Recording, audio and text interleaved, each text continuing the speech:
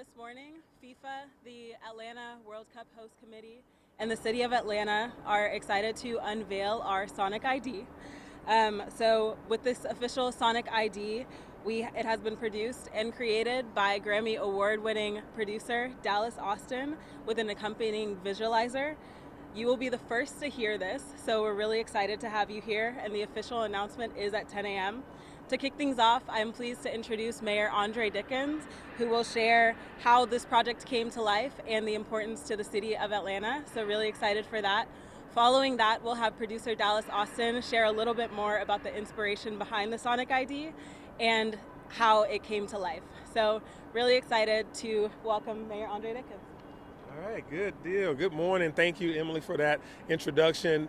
This is an exciting day in the ATL. So, soccer lovers, ATL lovers, music lovers, this is the moment that you're going to love. We are out here today to be able to give Atlanta its Sonic ID during the FIFA World Cup 2026 games. You know, Atlanta's going to host 8 matches, including the semifinals right here on this pitch at Mercedes-Benz Stadium. 8 matches across those 39 days of FIFA World Cup. The whole world is going to be watching what happens in Atlanta, what happens in the ATL. And every time they go to Atlanta, they're going to play this sound. They're going to hear this drum beat. They're going to hear this marching band. They're going to hear that ATL. They're going to hear that A. And you know we had to find someone amazing to be able to do it. We know some legendary producers, but none other than the one and only Dallas Austin has produced the sound of FIFA World Cup 2026 ATL. I bring to you Dallas Austin, y'all. Yeah, this was an exciting opportunity for us, for the city, period. Being that we're such a music city, Atlanta's based out of music, in the first place.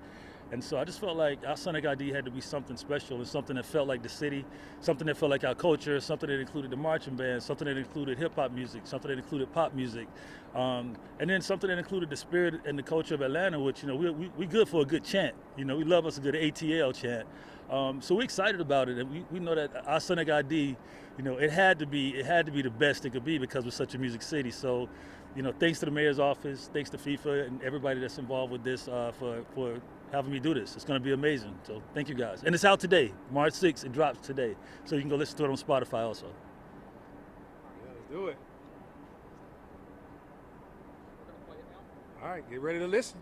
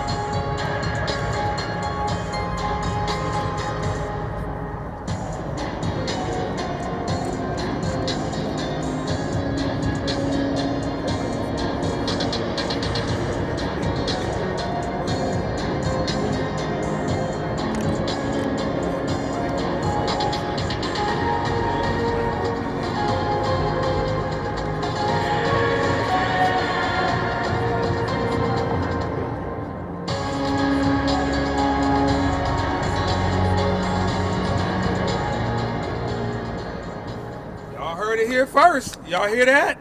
I know every other city's gonna try to get a Sonic ID, but we already won. We have the legendary producer Dallas Austin that made that hit, that brought the ATL to life. You heard the drum beat, the marching bands from the HBCUs right down the street. He did it, y'all, and I'm so glad that he and his team worked with my office, Falana and everybody, to pull this off. So I'm grateful that Atlanta's got the winning sound. So come check it out.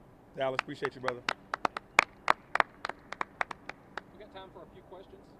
Dallas, I heard obviously the HBCU marching band. You heard some of that mix, that ATL hip hop, that sound.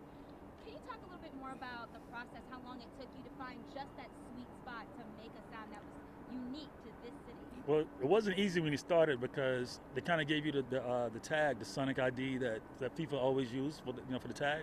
And so when I started listening to it, I kind of started wrestling with it, saying, well, how am I going to make it? How am I going to take this, which a lot of times it's been in Europe, so they had dance beats and house beats to it. So how am I going to take this and make it really the ATL? So I just started thinking about it and started going over it. And I kind of started with the bands, with the marching bands. And then after I started that point, I said, well, we got to have a space because, in my eyes, we're such a hip hop city, it's such a pop city too. I said, I have to have a space so that if I needed an MC, if I needed Big Boy, if I needed Tip or anybody, a Luda, to rhyme on it, then we could have that space too. And we just want to make it, I just wanted to make it something that was incredible and felt like us. And so I just kept wrestling with it for a minute. It took me some months to get it to where I felt like it was right. And they would call and they say, is it good yet? I'm like, it's not all the way there yet. But then when I hit it on the head, and I was like, okay, this is it. And as soon as they said they were going to send it to the mayor's office, I actually kind of sent it to Falana a little bit first to say, hey, what you think about it? Because they called me first before, he got to FIFA. And when I got the approval from Falana and the mayor, when they were like, yo, this is it, then that's all that mattered to me from that point because I know how much I wanted to represent the city.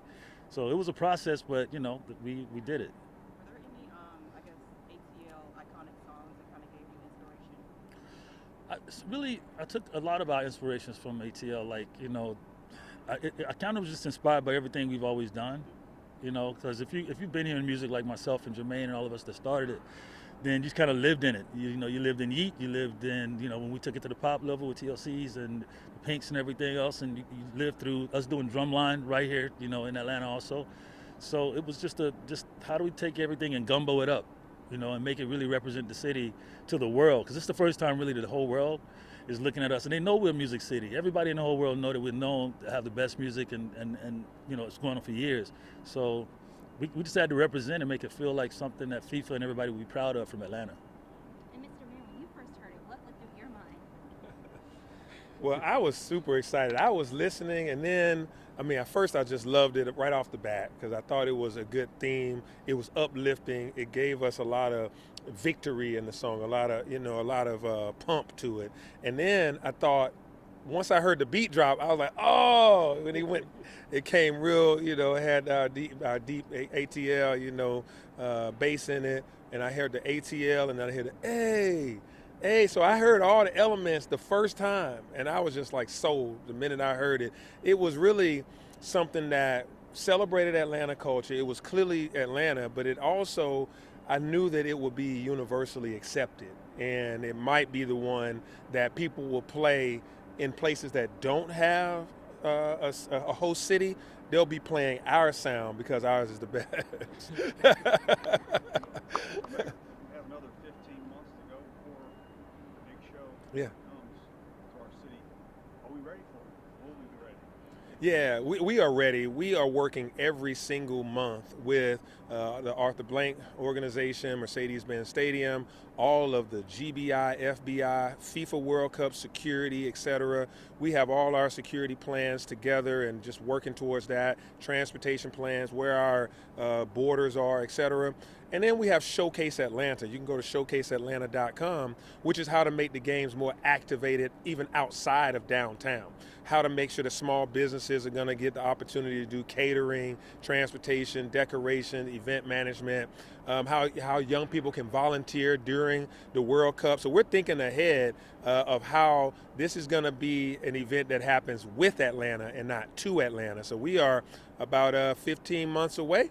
And we are so excited. I've been talking to other World Cup city leaders. I talked to the leaders at Qatar. I've talked to Ethiopia. To South Africa. I'm sorry, and I've been very dialed into what they've had going on. We're ready. Now we got a song. That's all you need now. All right.